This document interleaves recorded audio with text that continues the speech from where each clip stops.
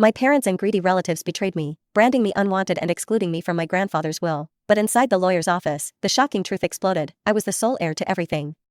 My name is Sarah, and at 30 years old, I never imagined I would become the center of a family battle that would divide our lineage forever. When my dear grandfather Henry passed away last month after a long battle with Parkinson's, I discovered through a misdirected call from my cousin that I had been deliberately excluded from the meeting to discuss his final wishes. Despite the knot in my stomach, I decided to show up anyway. "We've already organized everything," announced my Aunt Beth with a forced smile. "You weren't called for a reason." That's when the lawyer frowned and said, "But her name is the only one mentioned in the documents." The silence that followed was deafening. If you've ever felt unjustly excluded by family, leave a comment about where you're watching from. Family conflicts happen everywhere, and I'm about to share how mine unfolded in ways no one expected. Growing up as the daughter of Michael, my grandfather Henry's youngest son, wasn't always easy. But my father made sure I had a happy childhood. He was the family rebel who chose to become a history teacher instead of entering the family construction business. My mother, Claire, was a librarian, and they raised me with values centered on knowledge and culture, not on accumulating material wealth. Every Monday after school, we would visit Grandfather Henry at his imposing colonial house in the historic district of Charleston, a magnificent property that had belonged to our family for 4 generations.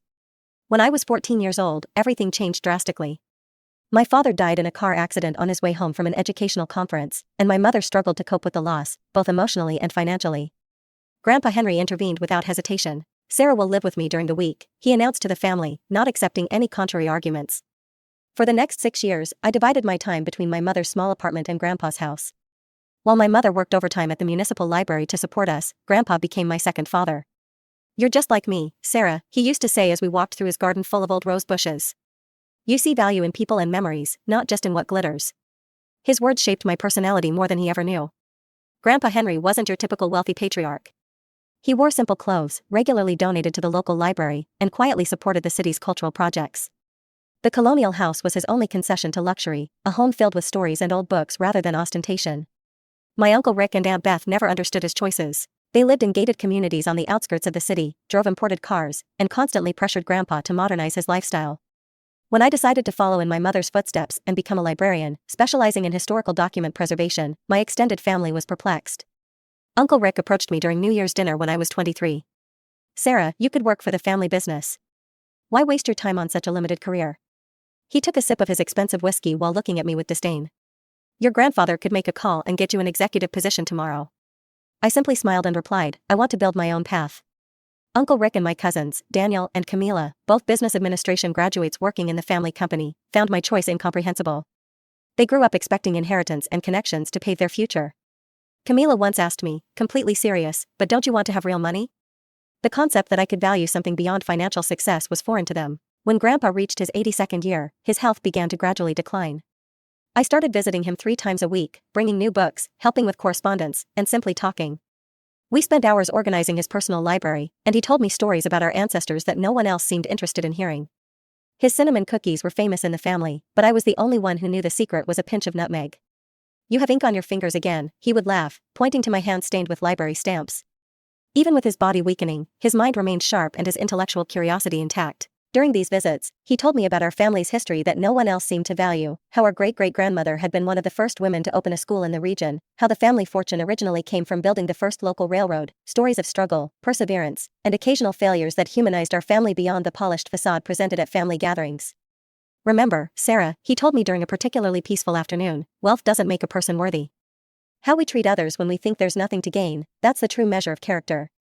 Meanwhile, as Grandpa's health problems became more pronounced, the rest of the family visited only sporadically. Uncle Rick appeared monthly, spending more time examining the property's conditions than connecting with his father. Aunt Beth brought expensive gifts that Grandpa couldn't use, then left after exactly 1 hour. My cousins rarely visited except when there was a holiday meal involved. In December, before Grandpa passed away, he gave me a small carved wooden box. "This was my father's," he said, placing it in my hands. Inside was a simple pocket watch, nothing flashy or particularly valuable. "It's beautiful," I said, genuinely touched. "I want you to have it now," he insisted. "The others would only see an old watch, but you'll understand that its value comes from who carried it." I had no idea that this small gift would later be used against me. The last conversation I had with Grandpa, just a week before he passed away, still echoes in my mind. He was having a particularly good day, sitting in his favorite armchair by the window overlooking the garden. When I was about to leave, he held my hand with surprising strength. "Sarah, I've been watching all of you for years," he said, his blue eyes clear and direct. I want you to know that I see everything. And soon I'll be settling accounts. I assumed he was talking about finding peace before his departure. I had no idea he was planning something that would change all our lives forever. The first major division in our family happened 2 years ago. When Grandpa was 85, Uncle Rick called a family meeting at Grandpa's house, ostensibly to discuss his medical care. When I arrived, I found not only the family but also a real estate agent waiting in the living room. "We've been discussing selling the farm," announced Uncle Rick, referring to our family's rural property upstate. Grandpa had spent every summer there since childhood. It's abandoned most of the year, and the maintenance costs are absurd. I looked at Grandpa, whose expression was carefully neutral, but I knew him well enough to notice the tension around his eyes. "Did Grandpa agree to this?" I asked. Uncle Rick waved dismissively. "Dad understands it's the practical choice. At his age, he can't enjoy the place anymore anyway." "Actually," I said, "we talked last week about him wanting to spend a few weeks there this summer." The room fell silent. Aunt Beth cleared her throat. "Sarah, dear, maybe you misunderstood. Dad knows his limitations." Grandpa finally spoke. "I said that to Sarah. I have no intention of selling my farm." The realtor quietly left. After he was gone, Uncle Rick turned against me. "You always do this," he exploded. "You think you know what's best because you spend more time here, but you don't understand the financial considerations." "What I understand," I replied calmly, "is that Grandpa should make his own decisions about his property." That night, after everyone left, Uncle Rick cornered me in the kitchen. "Listen carefully," he said, his voice low and threatening. "You may think you're special to him, but you're overstepping. Don't forget who built this family's wealth, and it certainly wasn't your father." The comment about my father hurt, but I held my ground. "This isn't about money, Uncle Rick. It's about respecting Grandpa's wishes." From that day on, Uncle Rick began what I can only describe as a campaign against me. It started subtly with comments to other family members about how I was manipulating Grandpa, suggestions that I was positioning myself for special treatment in the inheritance. At Christmas that year, it became clear that many in the extended family had turned against me. During the holiday dinner, Aunt Beth accidentally excluded me from the family photo. Cousin Camila made pointed comments about opportunists while looking directly at me. Even my aunt on my mother's side, who had always been kind to me, was visibly distant. After dinner, I overheard Uncle Rick talking to my cousin Daniel. "We need to protect Grandpa from Sarah's influence. She has him wrapped around her finger, and who knows what she's convincing him to do with the estate." I tried to address these suspicions directly. I sent emails to my uncles explaining that I had no interest in Grandpa's money, that I only wanted his final years to be comfortable and according to his wishes. The responses were lukewarm at best. Aunt Beth replied with a dry, "We all want what's best for Dad," while others didn't respond at all. The following Easter, the family held a gathering at Uncle Rick's house. I wasn't invited, but I found out through social media when Camila posted photos. In one image, Grandpa was sitting in the corner, looking frail and confused. I called him that night. "Did you enjoy the Easter gathering?" I asked carefully. "It was fine," he said, then lowered his voice. "But they didn't serve the fish the way I like it, and Rick's house is always too cold." "I wish I had been there," I said. There was a pause. "You weren't invited?" The genuine surprise in his voice confirmed my suspicions. He hadn't been informed about my exclusion. As Grandpa's health declined more rapidly, the family began actively limiting my access to him. Aunt Beth instituted a visiting schedule that allocated me only 2 hours on Sunday afternoons, claiming it was to avoid tiring Grandpa. When I arrived for these visits, I frequently found a cousin or aunt deciding to show up at the same time, making private conversations impossible. In response, I found creative ways to maintain our connection. I brought lunch to share with Grandpa on my days off from the library. The home nurse, Mrs. Carmen, who genuinely cared about Grandpa, sometimes called me directly when she thought he needed company or was having a particularly good day. Last Christmas, before he died, I wasn't invited to the family gathering. I received a message from Aunt Beth: "We're keeping the festivities small this year. Dad needs to rest." Later, I discovered through Mrs. Carmen that small meant everyone except me. So, on Christmas Eve, I left a package with Mrs. Carmen, Grandpa's favorite cinnamon cookies that we used to make together, a blue wool shawl in his favorite color, and a photo album I created with images of the farm over the decades. When Grandpa passed away in March, I didn't receive the news directly from the family. Mrs. Carmen called me in tears from his house. When I arrived, Uncle Rick and Aunt Beth were already there, talking to the funeral director about arrangements. "Oh, Sarah," said Aunt Beth with artificial sweetness when she saw me. "We were going to call you, of course." The funeral was a parade of family politics. I was seated in the third row behind extended family members who had seen Grandpa maybe twice in the last decade. I wasn't asked to speak, despite having spent more time with him than anyone in recent years. Uncle Rick gave a speech that focused largely on Grandpa's business acumen and the legacy he had left for the family through the construction company. Throughout all this, I kept thinking about what Grandpa had said about settling accounts. I had no idea how prophetic those words would prove to be.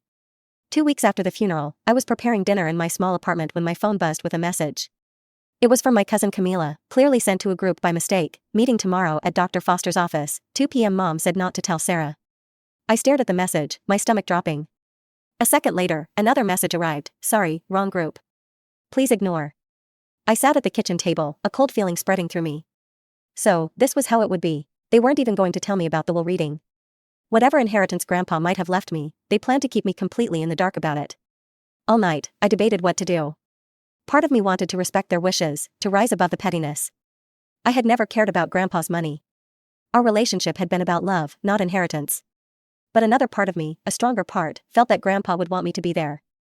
If nothing else, I deserved to hear his final wishes, even if he hadn't left me anything. In the morning, I made my decision. I called to request the day off work, something I rarely did. I carefully selected my outfit, a simple navy blue dress that Grandpa always complimented, professional but not flashy. I wanted to look respectful, not like someone desperate for money. As I drove to the law office in downtown Charleston, my hands trembled on the steering wheel. I rehearsed what I might say, how I would handle the inevitable confrontation. In the parking lot, I sat for several minutes, gathering courage. Stand up for yourself, Sarah, I could almost hear Grandpa saying. You belong anywhere I wanted you. The Foster and Associates office occupied the second floor of a restored colonial building. When the elevator doors opened, I saw them immediately, Uncle Rick, Aunt Beth, my cousins Daniel and Camila, even distant cousin Luke, who had barely spoken to Grandpa in the last decade. They were clustered in the waiting area, talking in low voices. Aunt Beth saw me first, her face froze mid-sentence, then quickly reorganized into a mask of disapproval. Sarah, she said loudly, making all the others turn, what are you doing here? I raised my chin slightly. I'm here for Grandpa's will reading. Uncle Rick stepped forward, physically placing himself between me and the group. You weren't invited. This is for family. I am family, I said simply. You know what he means, Camila interrupted. Family that respected Grandpa's wishes instead of trying to influence him. Before I could respond, a door opened, and a middle-aged man with graying hair and glasses appeared. Are you all here for the Henry estate? He asked, then noticed the tension. Is there a problem? Aunt Beth stepped forward with her most charming smile. Dr. Foster, it seems there's been a misunderstanding. Sarah shouldn't be included in today's reading. Dr. Foster looked confused. Miss Sarah, Henry's granddaughter? Yes, that's me, I confirmed. He consulted his clipboard. Then you should definitely be here. Please, everyone, come in. The conference room was elegant but not ostentatious, with a long mahogany table and comfortable leather chairs. I sat near the door, feeling all eyes on me. The whispers were barely concealed, she must have found out somehow. Rick is going to be furious. Dr. Foster cleared his throat, bringing the room to order. Before we begin, I should mention that I was Henry's friend as well as his lawyer for more than 25 years. He was very specific about his wishes, and I intend to honor them exactly. He began to reach for a folder, but Aunt Beth interrupted him.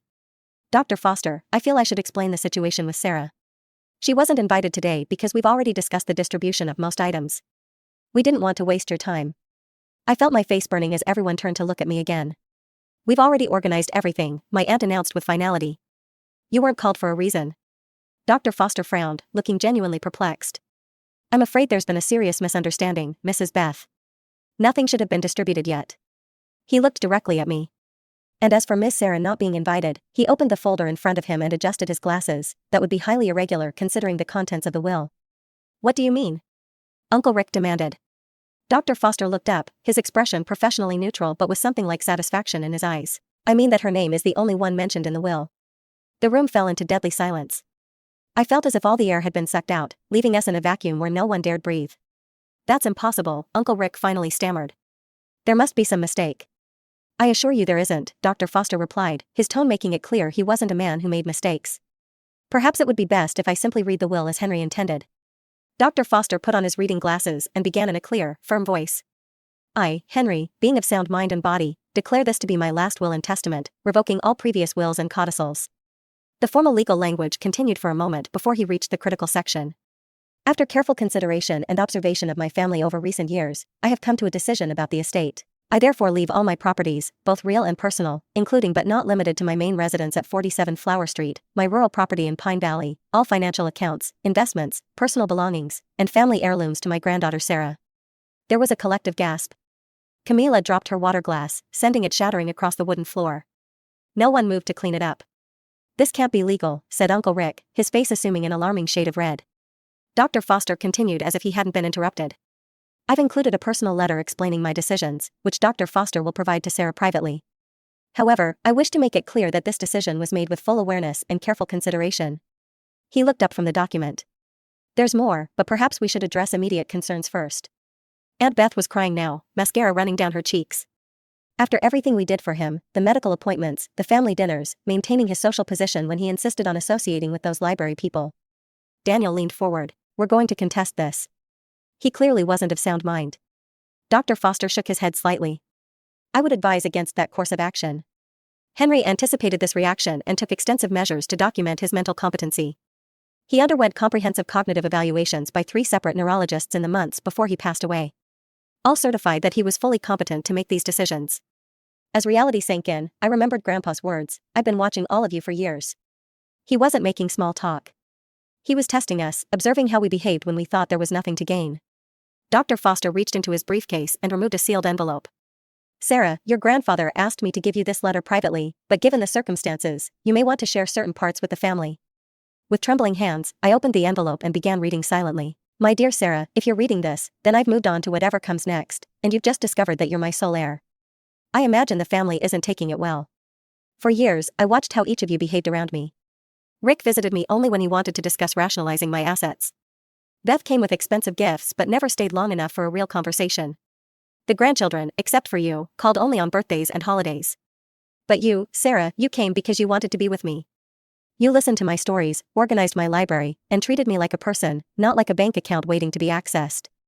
I've been conducting a test these past years. I deliberately mentioned valuable items near different family members to see how they would react. I observed who asked about my health and who asked about my portfolio. I noticed who helped because they cared and who helped because they thought they should. You were the only one who never failed the test. With love and complete confidence in you, Grandpa Henry, I looked up from the letter, tears streaming down my face, to find the room in chaos. Uncle Rick was on the phone, presumably calling his lawyer. Aunt Beth was berating Dr. Foster about undue influence. Camila was crying dramatically, while Daniel stared at the wall in shock. There's something else everyone should know, Dr. Foster said loudly, cutting through the noise. Henry documented everything. He kept meticulous records of visits, conversations, and behaviors. He installed a security system in his house 2 years ago that tracked who came and went. He saved text messages and emails. He even recorded some conversations, which is legal in South Carolina as long as one party consents. He opened another folder. Additionally, Henry was aware that items had already been removed from his house without his permission. He kept a complete inventory with photographs of all his belongings. This is ridiculous, Aunt Beth scoffed, but her voice lacked conviction. Is it? Dr. Foster raised an eyebrow. Then perhaps you can explain why the Tiffany lamp from the study is currently in your living room. Or why Henry's diamond bracelet was worn by Camila at a charity event last month. Or why paintings from the farm were photographed in Rick's office. The color drained from their faces. The will includes a condition, Dr. Foster continued. Any items removed from Henry's properties must be returned within 30 days. Failure to do so will result in legal action. Uncle Rick finally exploded. This is your fault, he screamed at me, pointing a trembling finger. You manipulated a confused old man. You turned him against his own family. I thought about all those Sunday afternoons I spent with Grandpa, talking about books, birds, and family history. I thought about the times I took him to medical appointments when no one else could take time off work. I thought about the simple joy on his face when I brought his favorite ice cream just because it was Tuesday. No, Uncle Rick, I said calmly. Grandpa knew exactly what he was doing. He always knew. The following weeks were a nightmare. I left Dr. Foster's office that day with Grandpa's letter pressed against my chest and my family's threats echoing in my ears. Uncle Rick's last words to me were, "This isn't over." Not by a long shot. He wasn't lying. The next morning, my phone started ringing before dawn. First Aunt Beth, then Cousin Camila, then relatives I barely knew, all demanding explanations, making accusations, or trying to negotiate for items they thought they deserved. I stopped answering unknown numbers, but the voicemails piled up. Sarah, this is your Aunt Beth. I hope you'll do the right thing here. Your grandfather wasn't thinking clearly. We all know that. Call me immediately. Hi, it's Daniel. Look, I know we weren't close, but that silver set was promised to me years ago. I can send you the email where Grandpa mentioned it. Sarah, this is Uncle Rick. My lawyer will be contacting you. What you've done is despicable and won't hold up in court. By the end of the week, the harassment had moved online. Camila posted a veiled attack on social media, amazing how some people can pretend to care about family just to get what they want. True colors always show. Eventually, distant relatives I hadn't spoken to in years suddenly messaged me, either condemning me or trying to establish friendly connections now that I had inherited wealth. I changed my phone number and locked down my social media accounts. but the stress was taking its physical toll.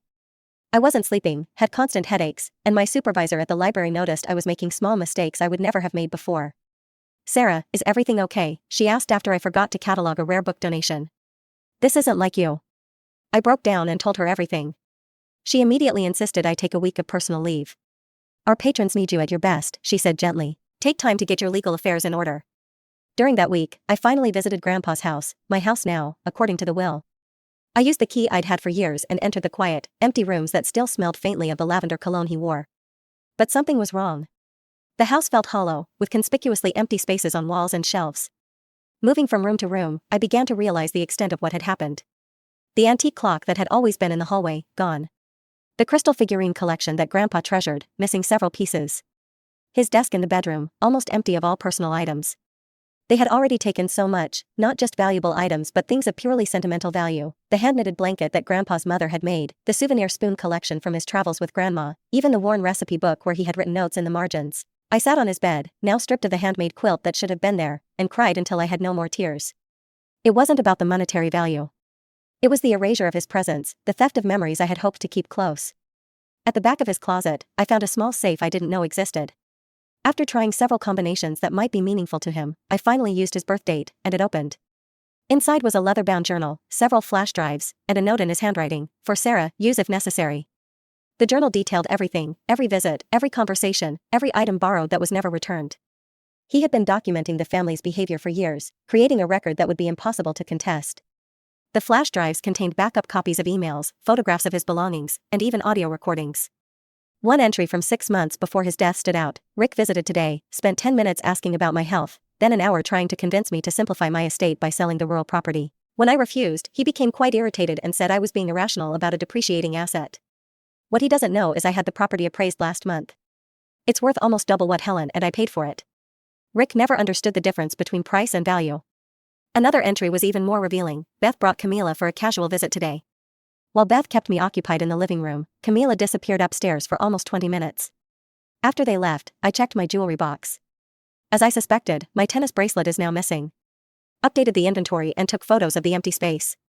I wonder if they realize there are cameras in the upstairs hallway now." Armed with this evidence, I contacted Dr. Foster again.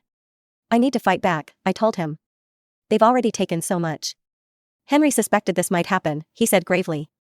"He was very thorough in his preparation.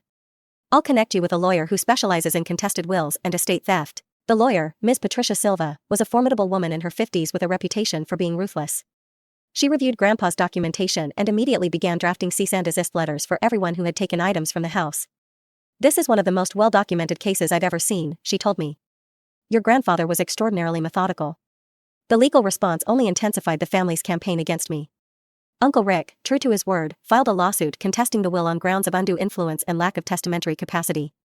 Aunt Beth began calling my colleagues at the library, insinuating that I had neglected elderly patrons to spend time manipulating my grandfather.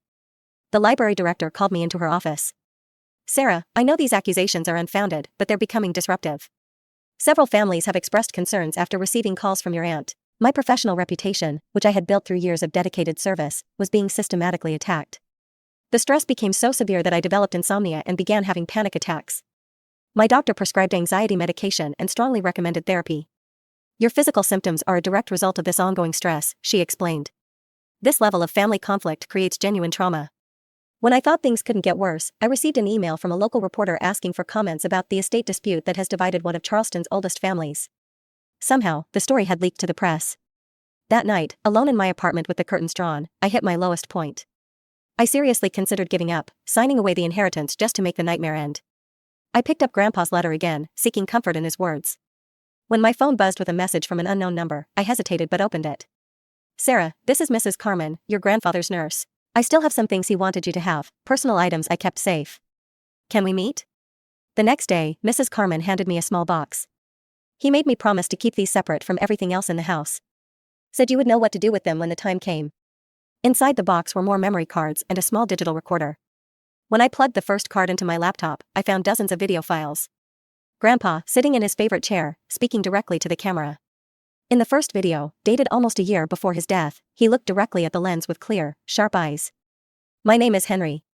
Today is September 15th, and I'm recording this of my own free will with full mental capacity, as Dr. Foster can attest. The camera panned to show Dr. Foster sitting nearby, who waved and stated his name and the date. I want to explain my decisions about my will, Grandpa continued. For years, I've watched my family's behavior. I've tested their character and their motivations, and I've made my decisions accordingly. He went on to detail specific incidents, dates, and observations that led to his decision to leave everything to me. His voice was strong, his reasoning clear and specific. There would be no way for anyone to claim he was confused or manipulated. As I watched video after video, I felt Grandpa's presence envelop me. He hadn't just left me his belongings, he had left me the means to defend his wishes. He knew exactly what would happen and had prepared meticulously for it. In the final video, recorded just weeks before his death, he looked more frail, but his eyes still sparkled with determination. Sarah, if you're watching this, then things have gotten difficult, as I expected they might. Remember what I always told you about standing up for yourself. Sometimes kindness means having the courage to set boundaries. I didn't raise you to be a doormat, my dear. I raised you to be just like me, and I never let anyone take advantage of me. For the first time since the will reading, I felt a spark of my old strength returning. Grandpa had trusted me not just with his belongings but with his legacy. I couldn't let him down. The next morning, I called Miss Silva. I have something you need to see, I said, and brought all the videos and recordings.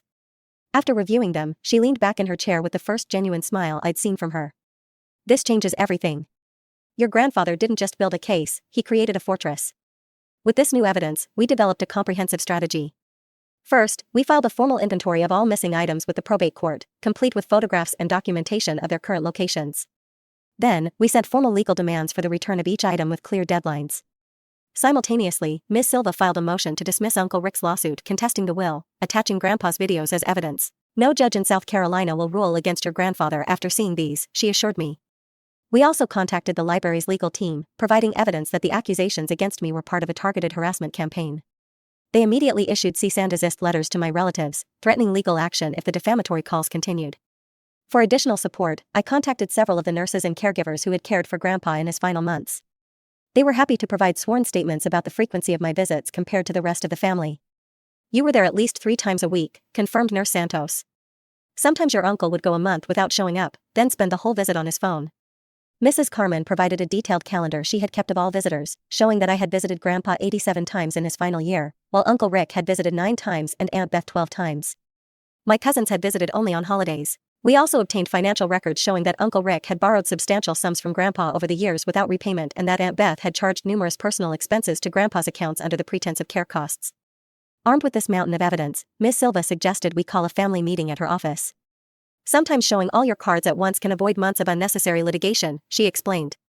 On the day of the meeting, I arrived early, my stomach in knots despite our strong position. One by one, they entered, Uncle Rick with his lawyer, a nervous-looking man who kept checking his watch, Aunt Beth, who refused to meet my eyes, cousins Daniel and Camila, both trying to affect bored expressions that couldn't quite hide their anxiety. Thank you all for coming, Miss Silva began once everyone was seated. We've called this meeting to resolve some pending issues regarding Henry's estate. Uncle Rick's lawyer immediately launched into a prepared statement about significant concerns regarding undue influence and questions about testamentary capacity. Miss Silva let him finish before responding. Before we proceed, there are some materials I think everyone should review. She pressed a button on the remote, and the large screen on the wall came to life with Grandpa's face. My name is Henry, his clear voice filled the room. Today is September 15th, and I'm recording this of my own free will. As the video played, I watched my family's faces. Uncle Rick grew paler and paler. Aunt Beth's hand flew to her mouth. Camila began crying silently. When it ended, Miss Silva simply said, there are 16 more videos like this, each addressing specific incidents and decisions. Henry was perhaps the most thorough client I've encountered posthumously. She switched the screen to show a spreadsheet. This is the current inventory of items removed from Henry's properties without permission. Next to each item is its location, documentation of its removal, and its approximate value for insurance purposes. The total currently comes to just over $800,000. The room was in deadly silence. Miss Sarah is prepared to file criminal charges for theft if these items are not returned within 7 days, Miss Silva continued, her voice matter of fact. Additionally, we have documentation of financial exploitation that could interest the district attorney. She opened another folder. Furthermore, Henry was aware that family conversations were being recorded. He kept meticulous records of statements made about Sarah, including some that could constitute defamation.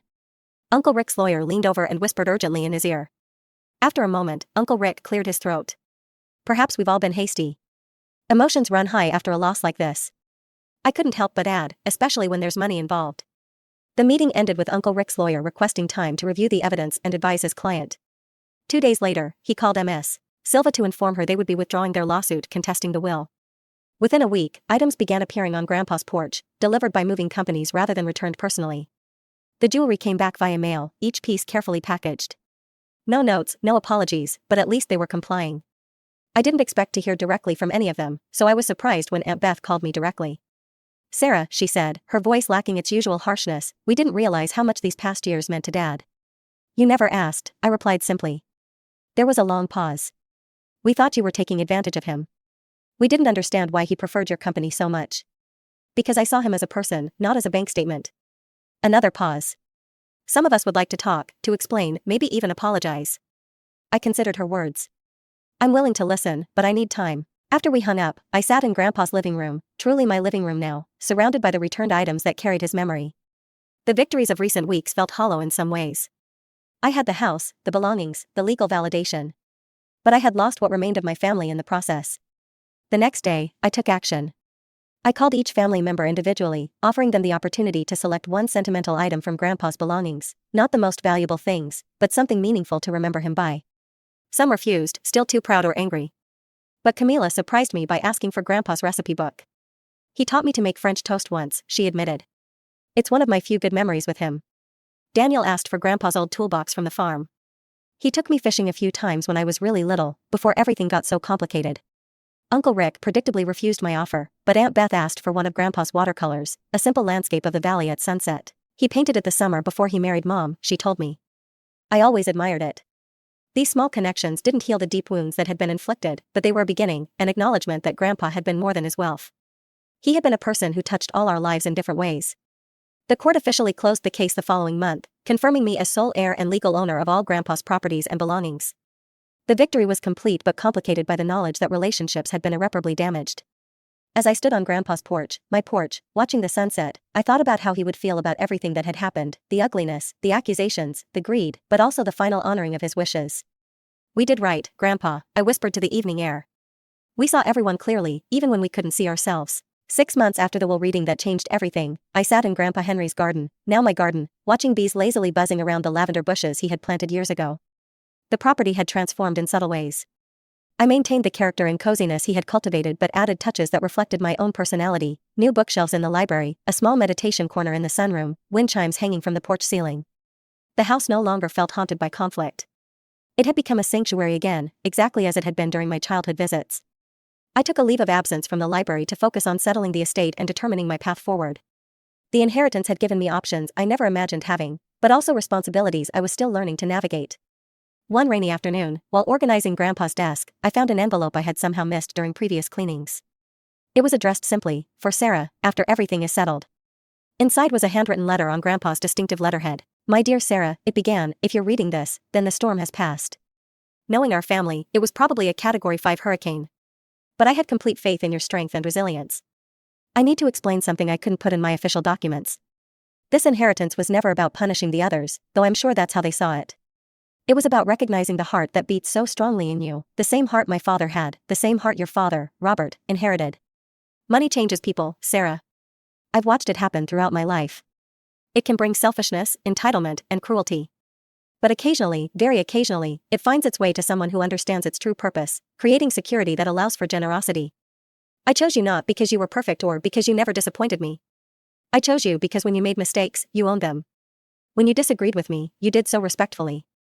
When you helped me, you did so without expectation of reward. The others will claim I was manipulated or confused, but the truth is simpler. I wanted my legacy in the hands of someone who would honor its spirit, not just preserve its value. Now, some advice from beyond. Don't let this wealth change who you are. Use it to become more authentically yourself. Take that trip to Europe we always talked about. Fund that literacy program you dreamed of creating. Keep the farm in the family, someday you might have children who will love it as we loved it. And perhaps, when the wounds heal enough, find ways to include the family again, not because they deserve it, but because connection matters. Set boundaries, certainly. I wasn't raised to be a doormat, and neither were you. But leave room for growth and reconciliation. I love you, my dear girl. I'm so proud of the woman you've become. Grandpa Henry. Tears streamed down my face as I read and reread his words. Even now, he was guiding me, offering wisdom and permission to forge my own path forward. In the weeks that followed, I began implementing his suggestions. I established the Henry Memorial Scholarship at the library science school I attended, specifically for students interested in historical preservation and community literacy. I began the paperwork to create a foundation focused on supporting elderly people without family support, people who, unlike Grandpa, had no one to advocate for them in their final years. I took that trip to Europe, visiting the small villages in Ireland where Grandpa's parents had immigrated from. Walking the same cobblestone streets they walked, I felt a connection to my history that transcended the recent family conflict. As for the family itself, healing came in small, unexpected moments. Cousin Camila was the first to reach out, asking to meet for coffee. She brought photos of her new daughter, whom she had named Elena, after our great-grandmother. "I want her to know the real family stories," Camila explained awkwardly, "not just the polished versions we tell at charity events. Would you be willing to share some of your memories with her someday?" Daniel invited me to his wedding, though I suspect his fiancée insisted. Still, when I attended, he made a point of introducing me to everyone as my cousin who runs the Henry Foundation. It wasn't warm, but it was acknowledgement. Aunt Beth remained distant but sent a Christmas card with a brief note: "Your grandfather would be proud of what you're doing with the foundation." Coming from her, it was practically an olive branch. Uncle Rick never reached out. Some wounds are too deep, some pride too rigid to bend. I made peace with that reality while leaving the door open should he change his mind. The greatest healing came through an unexpected connection. During a foundation event, I met Lucas, Grandpa's cousin, who had moved to Atlanta decades ago. He had lost touch with the family but had fond memories of Grandpa and my father. "Robert was the best of us," he told me over dinner. "He chose teaching over money, substance over status. Henry adored him for living authentically." Through Lucas, I discovered a branch of the family untainted by the inheritance battle, second and third cousins who shared stories and photographs I had never seen, expanding my understanding of our family history beyond the narrow narrative I had grown up with. 1 year after Grandpa's passing, I hosted a memorial dinner at the house. I invited only those who genuinely cared about him, Mrs. Carmen and other caregivers, Dr. Foster, some neighbors who had been true friends, Lucas and his family, and yes, even Camila with little Elena. We shared stories, laughter, and some tears, creating the kind of gathering Grandpa would have loved. As everyone mingled in the garden afterward, Dr. Foster approached me with a glass of Grandpa's favorite sherry. "You know," he said quietly, "I've handled hundreds of estates over my career. I've seen families torn apart and relationships destroyed over much less than what was at stake here. I'm not sure our family fared much better," I admitted. He shook his head. "You misunderstand me. The miracle isn't that some relationships survived. It's that you remained true to yourself throughout the process. Henry once told me that his greatest achievement wasn't his wealth or status, but raising a son who valued integrity enough to pass it on to his daughter." I looked around at the gathering, not the family I expected to have, but a chosen family united by genuine love and respect for Grandpa Henry. In the fireplace inside the house, his photograph watched over all of us, his slight smile seeming to say he knew how it would all turn out. The inheritance had cost me relationships, but it had given me something far more valuable: the freedom to live by my own values, exactly as my father had done, exactly as Grandpa had taught me.